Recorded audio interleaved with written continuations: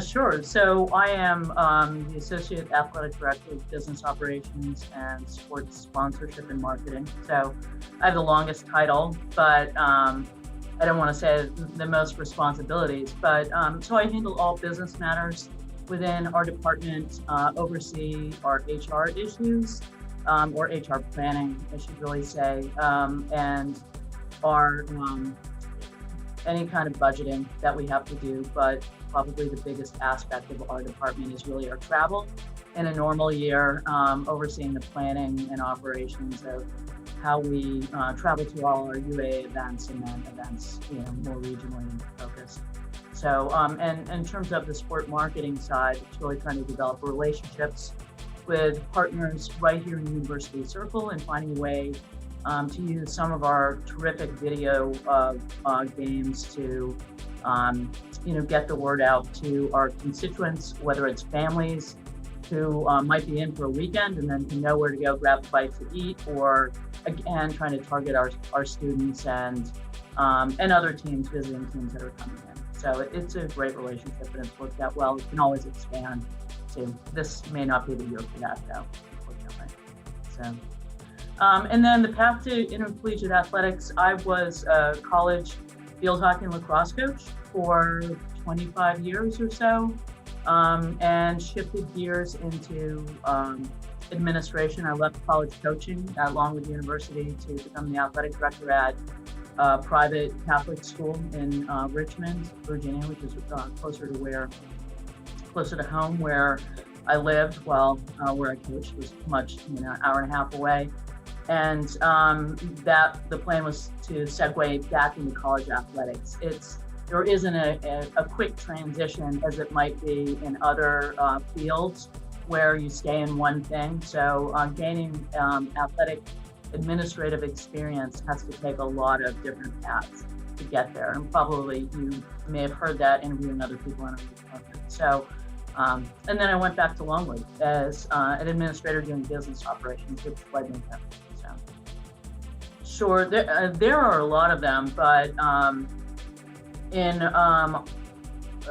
my time, so I'm in my 5th year here, but in the fall of 17, I believe, I was able to travel with the football team out to Illinois Wesleyan for their first round playoff game against Illinois Wesleyan in the snow. And on the long, slow bus ride out, the team stopped and practiced at the Colts facility.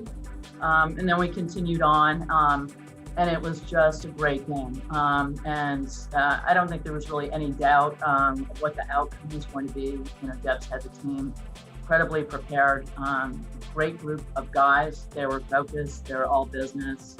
And they were really able to just slog it out in the snow and ice.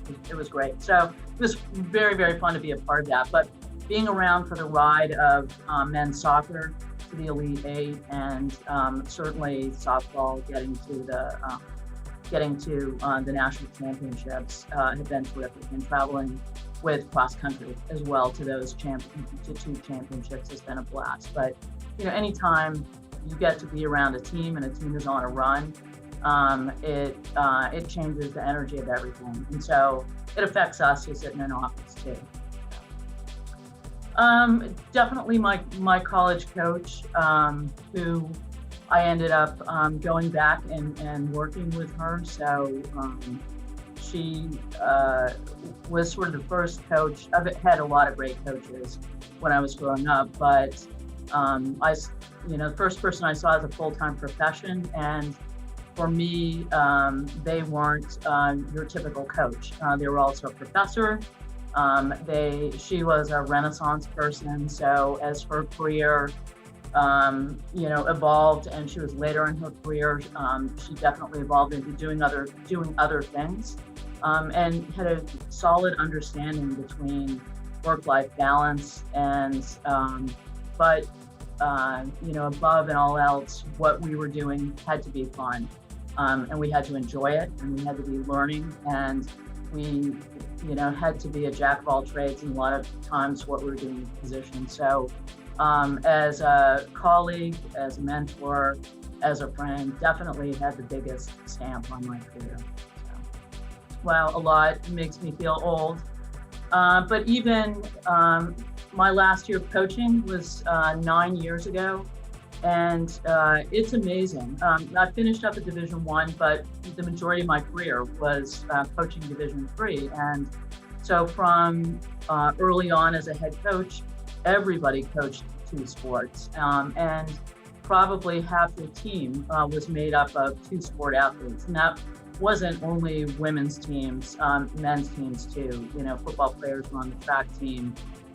You would see always people crossing over. In that transition to people devoting more time singularly to one sport, you know, whether by influence, by choice, by for whatever reason, that's really changed the shape of what we do.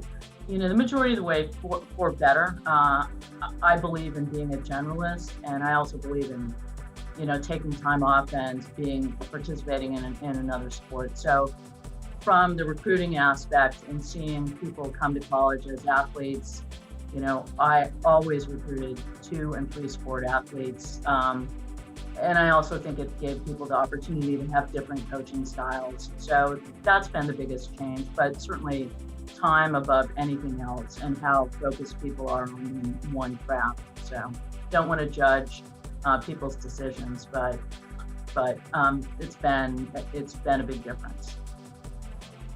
So in terms of witnessed or been a part of, I had the opportunity to work at the '96 Olympics. So I was part of the sports press information team, which is sports information.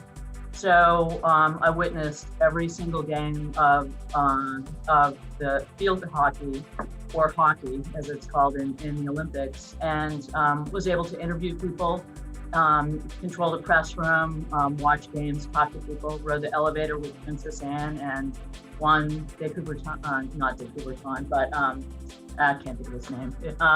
Whoever was the head of the Olympics were on the elevator together. So, you know, and there were so many great things about that. And again, I got to share it with my college coach, Jen Crispin. We worked it, and I also worked it with one of my former players who is a graduate of the Case School of Law. So really special time. But as a coach, I had a team that we beat Washington and Lee in our conference championships, and we came from 7 goals down, but we scored the last 4 goals in 93 seconds to send it to overtime. So, you know, real special group of athletes and determination. And I see every once in a while run into parents or talk to former parents or former players or colleagues, and they're like, that is the best damn game I've ever seen. So it was great to be a part of it. Well, that you don't have to edit out, probably. Let's see, I went to school in a 2-room schoolhouse, and that's pretty unusual in these days. Other than that, you know, cripes, there are a bunch of stupid things, but nothing generally amazing. I would say that if I given the chance, I would go and be a treasure hunter and be out on Oak Island. Because as a kid, you know, in the age of the 2-room schoolhouse, you know, we would find old coins and jewelry and different things, and always had the bug for something like that. So don't talk about it a lot. That's my dirty secret, that I love Oak Island.